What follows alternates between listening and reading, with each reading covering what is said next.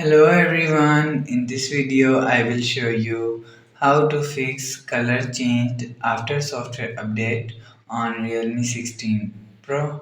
Let's start the video. First of all, if you want to fix this problem, so restart phone, click and hold power button and restart phone from here. After restart phone, you will see your problem is solved. If it not solved, so click on settings app. Now in setting, scroll down and click on system and update. After click on system and update, click on backup and reset. After click on backup and reset, click on reset phone and click on reset all setting.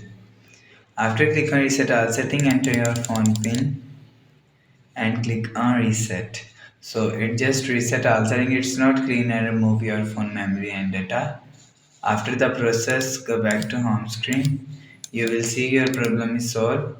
So if it's still not solved, again click on settings app, scroll down to and click on system and update and click on backup and reset and click on reset phone and click on reset network setting and click on reset. After the process, go back to home screen. So that's how you can fix color change after software update on Realme 16 Pro. If you like the video, please subscribe. Thanks for watching.